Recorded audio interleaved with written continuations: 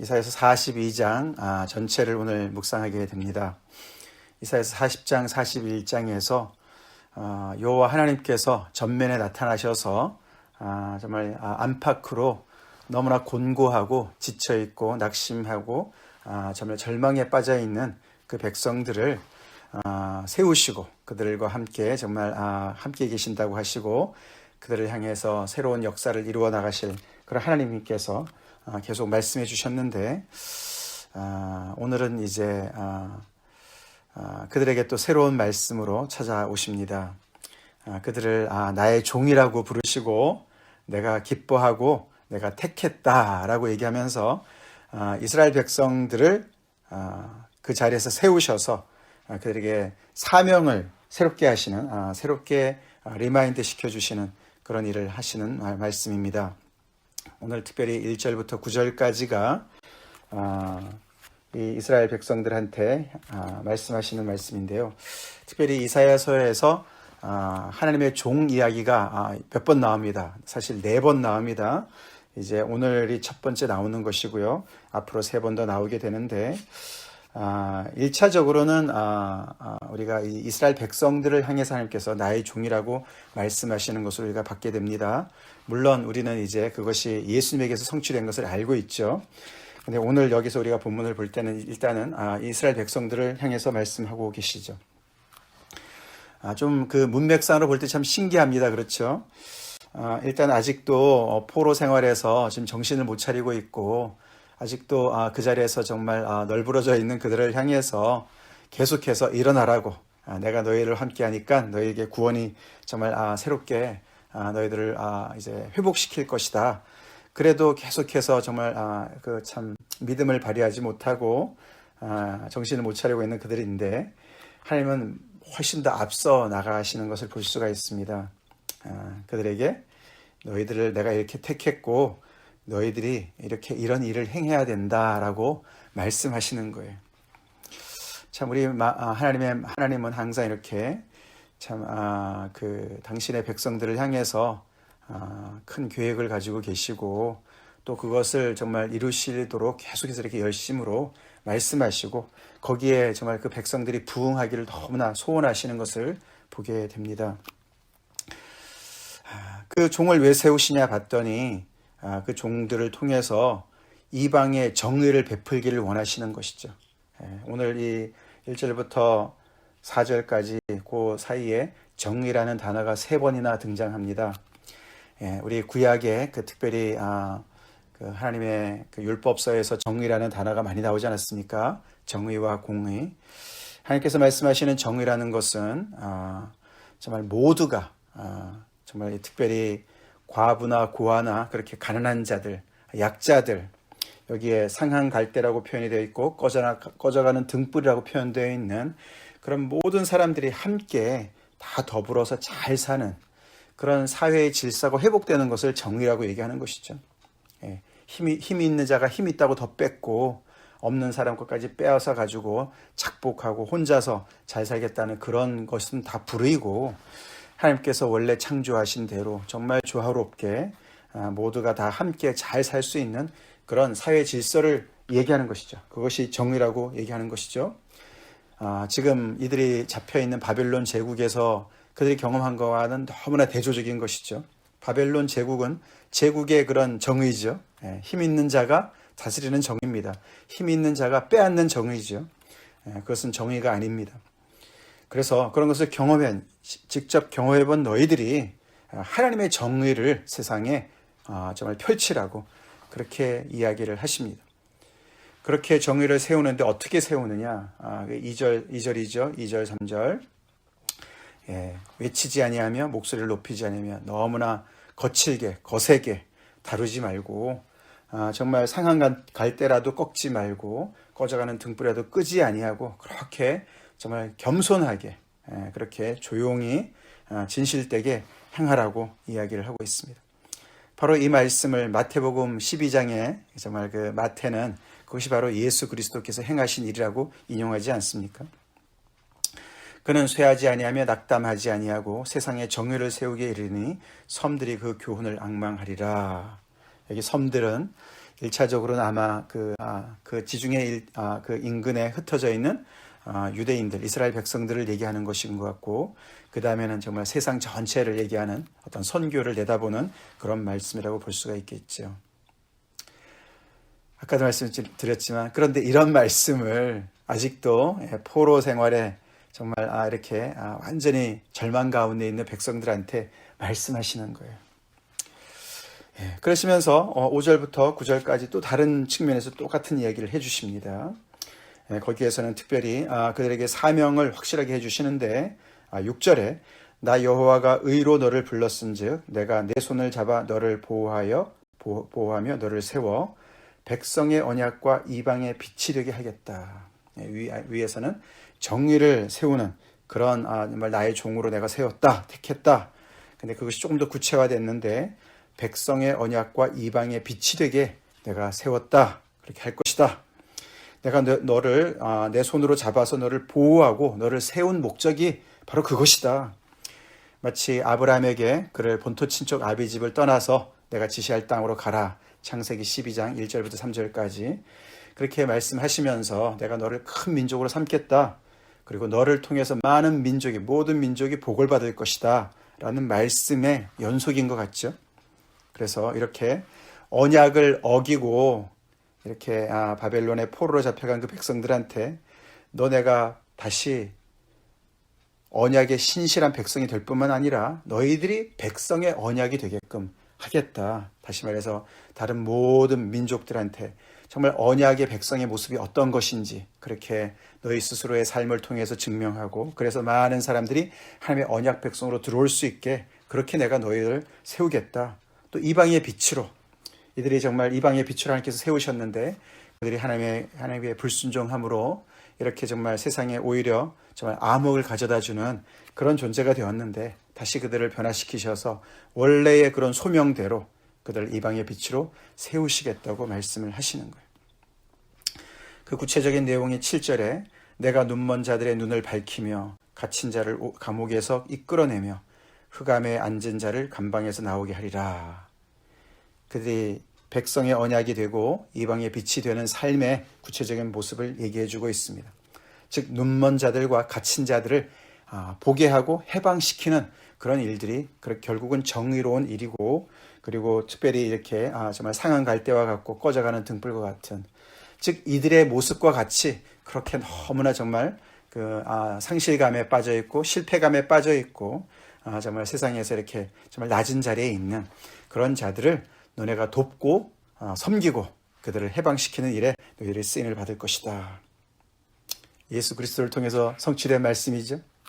이게 특별히 보면은 감옥 얘기가 나옵니다. 감옥 감방이 많이 나오는데 그 옛날에는 주로 이제 그 감옥에 갇히는 일이 주로 이제 재정의 문제로 돈이 없어서 가난해서 갇히는 경우가 많았다고 합니다. 그래서 그들을 이끌어낸다는 얘기는 그들의 그 빚을 탕감해주는 그런 일과 연결되어졌다고 그래요. 그래서 이 하나님의 백성들이 그렇게 정말 탕감해주는 즉 죄사함에 연결가 되는 것이죠. 죄사함과 연결되는 것이죠.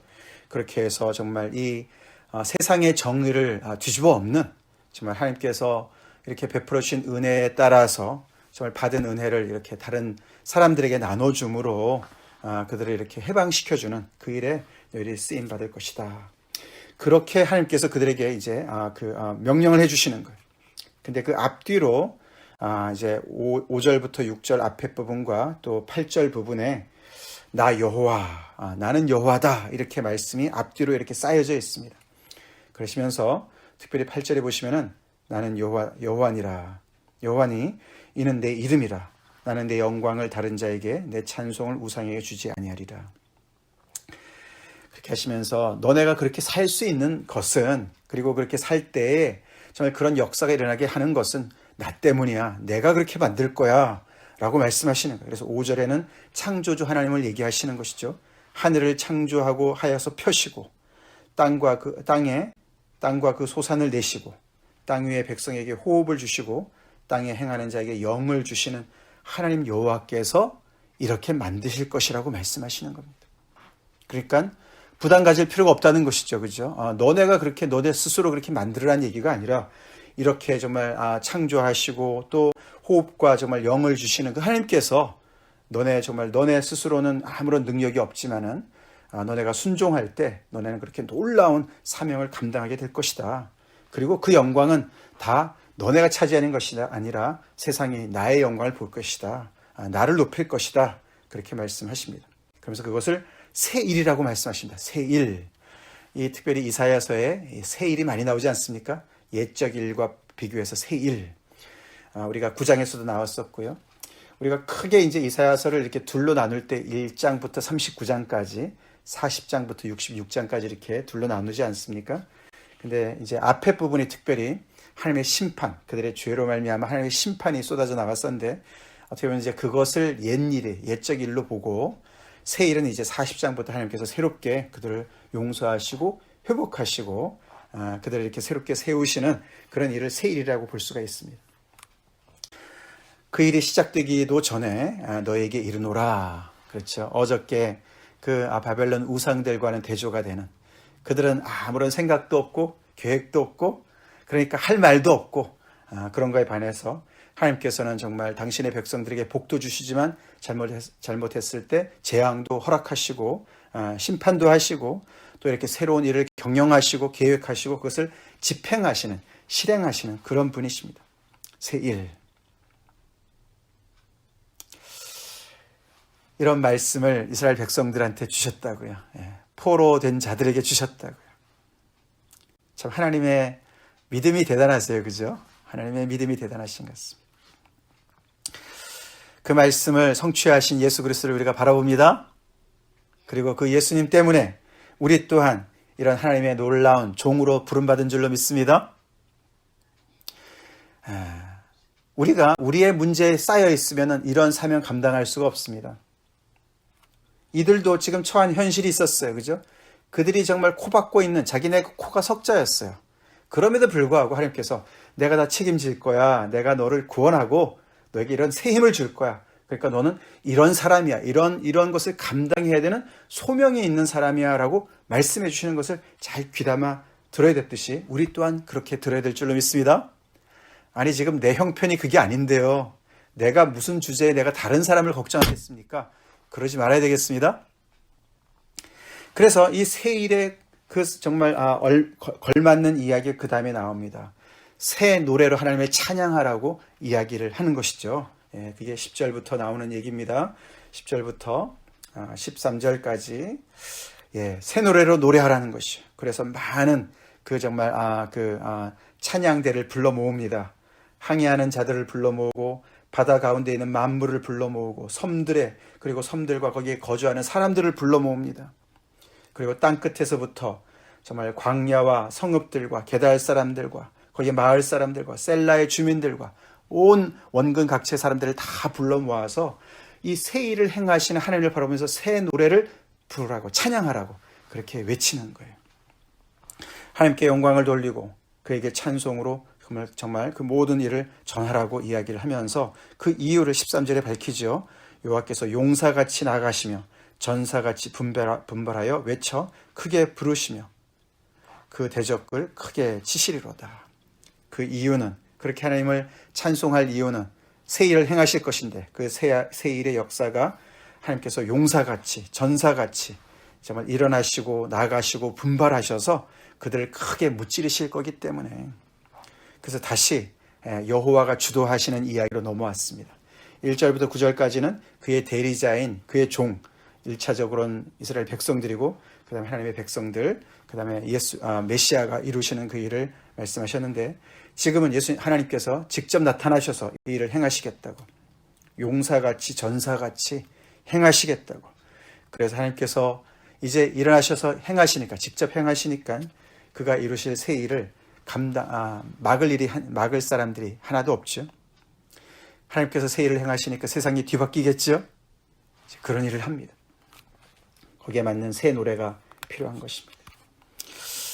우리도 이제 코로나의 그런 시절을 지나가면서 우리도 새 노래로 하나님께 영광을 돌릴 때가 아닐까 생각이 들지요. 자, 14절부터 조금 또 다른 얘기가 나옵니다. 앞에서는 용사 같고 전사 같다고 그랬는데 14절에는 조금 다른 표현으로 해산하는 여인 같다라고 표현을 합니다. 내가 오랫동안 조용하며 잠잠하고 참았으나 하나님께서 오랫동안 조용히 계셨던 것이죠. 내가 해산하는 여인같이 부르짖으니 그러나 이제는 산통이 와서 이제 아기를 낳아야 되는 그런 순간이 왔다고 말씀하십니다. 우리가 10달 동안 정말 뱃속에 품고 기다리는 그런 산모의 모습을 이제 떠오르게 되지 않습니까? 그것처럼 하나님께서 지금까지 잠잠하고 참으셨다는 것이에요. 오래 참으셨어요. 하나님께서 조용히 참으셨기 때문에 바벨론에 이렇게 기승을 부리는 거다. 하나님께서 참으셨기 때문에 지금 이스라엘 백성들의 형편이 이렇게 정말 너무나 정말 지금 미저러블한 너무나 비참한 상황에 있다라는 것을 암시하고 있습니다. 근데 이제는 하나님께서 일어나시고 하나님께서 이제는 그 해산의 그 정말 고통을 통해서 새로운 뭔가를 태어나게 탄생하게 하실 거기 때문에 새로운 일을 행하실 거기 때문에 이제는 달라질 것이다. 이제는 하나님께서 조용히 계시지 않고 마치 그 해산하는 여인같이 부르짖으시고 숨이 차서 심히 헐떡이는 것처럼 그렇게 정말 열심히 일을 행하실 것이다. 하나님께서 행동에 옮기실 것이다. 전사같이 용사같이 그것은 굉장히 강한 그런 표현이라면은 여기 여인도 사실 조용한 것이 아니죠, 그죠? 아기를 낳을 때 그 여인이 얼마나 고통스럽게 부르짖고 정말 애를 씁니까? 죽을 힘을 다해서 사력을 다해서 일하지 않습니까? 그런 것처럼 하나님께서 일하실 것이라고 말씀하시는 거예요. 그러시면서 그렇게 일하시기 때문에 15절, 16절에 그 효과가 나타나는데 15절은 부정적인 효과죠. 내가 산들과 언덕들을 황폐하게 하고 모든 초목들을 마르게 하고 강들이 섬이 되게 하고 못들이 마르게 할 것이다. 이것은 상징적인 표현이죠. 하나님을 대적해서 높아진 모든 원수들을 하나님께서 물리치고 그들을 황폐하게 하실 것을 얘기하시는 것이고 16절은 긍정적인 것입니다. 내가 맹인들을 당신의 백성들을 맹인이라고 표현합니다.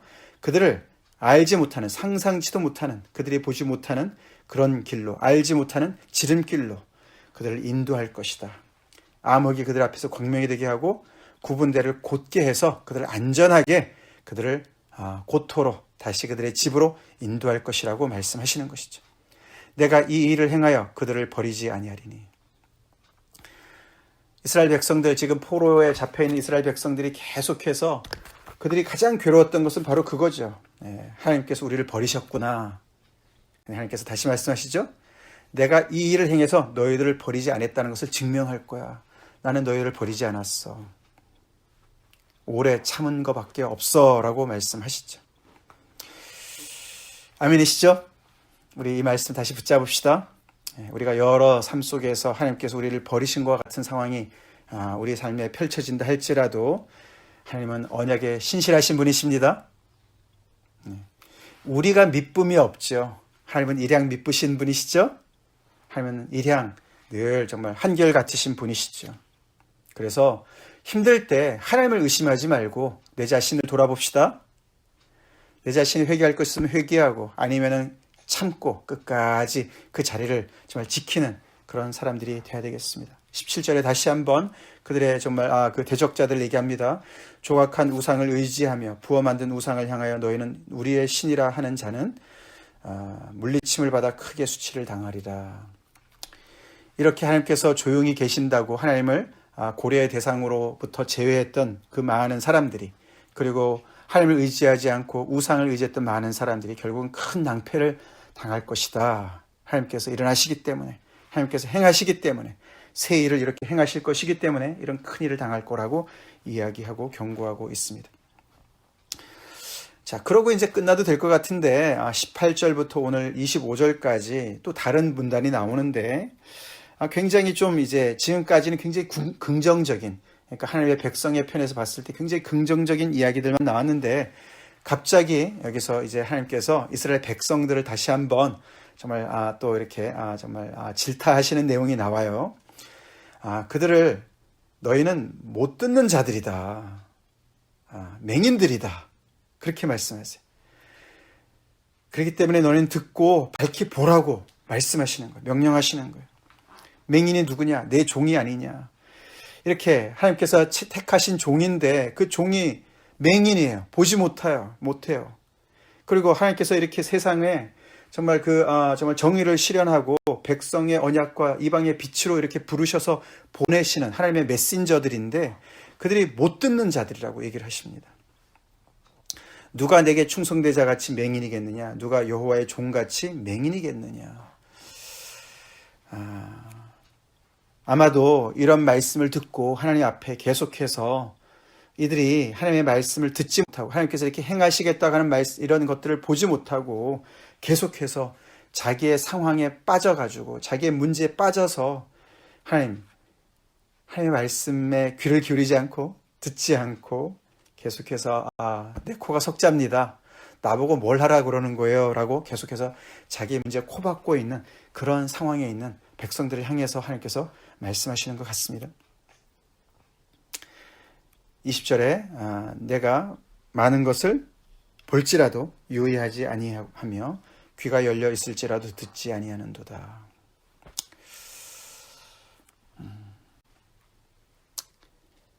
안타깝게도 이들이 아직도 계속해서 하나님에게 초점을 맞추지 못합니다. 그죠? 너희 하나님을 보라. 이런 계획을 가지시고 이렇게 실행하실 것이고 이렇게 너희들을 좀 힘을 주셔서 세울 것을 그렇게 계속 말씀하신 하나님을 보라. 근데 아직도 못 봅니다.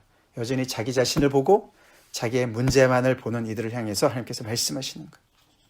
그러시면서 21절부터 끝절까지 결국 너희들이 지금 이런 형편에 처해 있는 것은 너네가 하나님의 언약을 어긴 대가 때문인 것이다.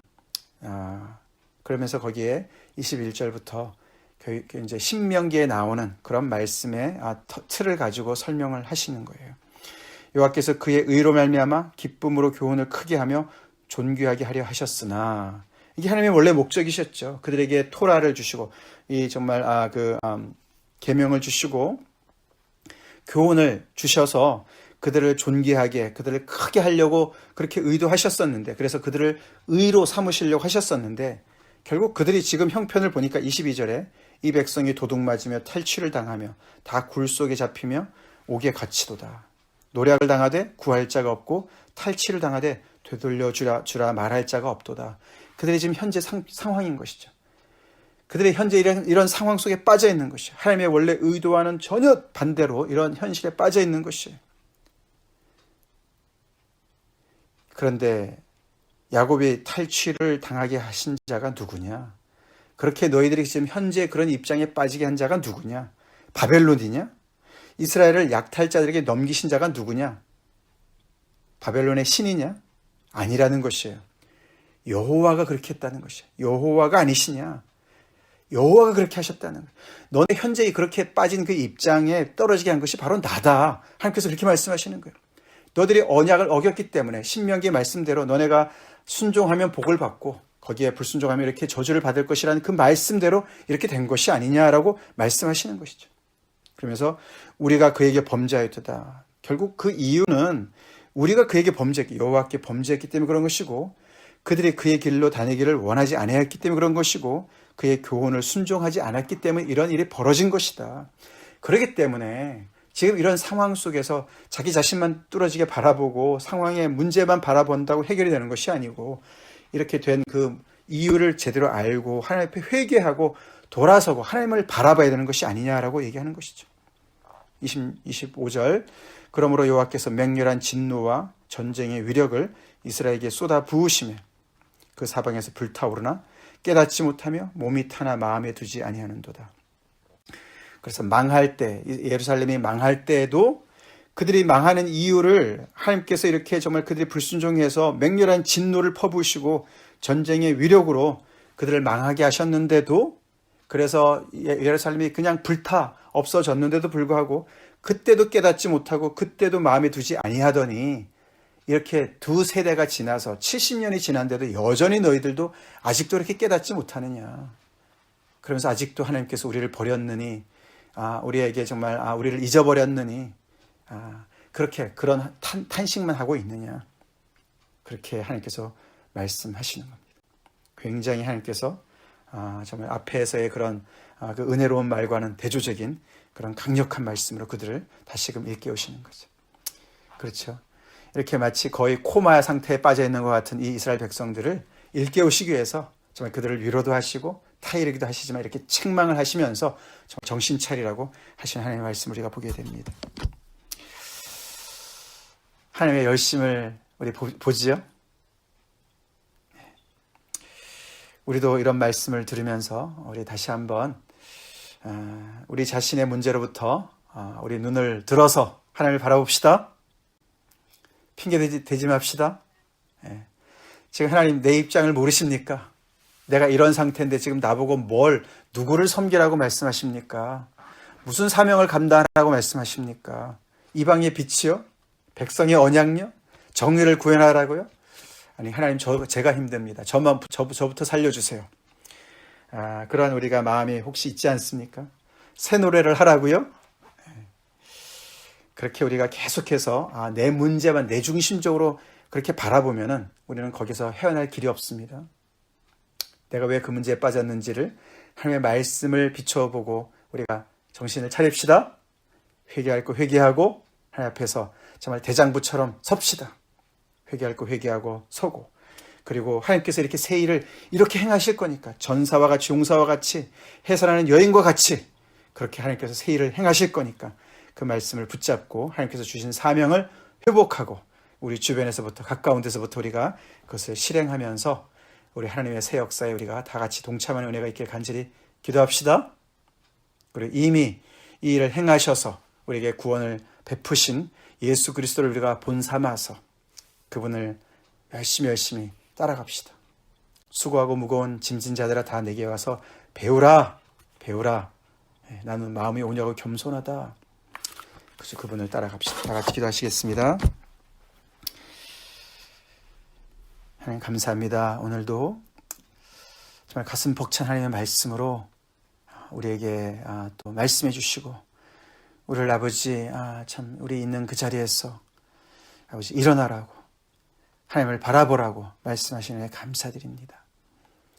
하나님, 우리가 하나님의 말씀에 귀 기를 원합니다. 우리가 눈을 떠서 하나님의 행하시는 것을 보기를 원합니다.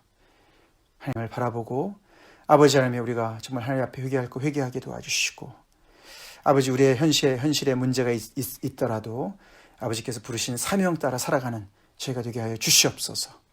하나님, 이방의 빛으로 살아가게 하여 주시옵소서. 백성의 언약으로 본을 보이는 그런 아버지 주님의 백성들이 되게 하여 주시옵소서. 그래서 아버지, 새 일을 행하시는 주님의 그 역사에 우리 모두가 동참하는 은혜가 있게 하여 주셨기를 간절히 바라고 나오며 예수님의 이름 받들어 기도 올리옵나이다. 아멘.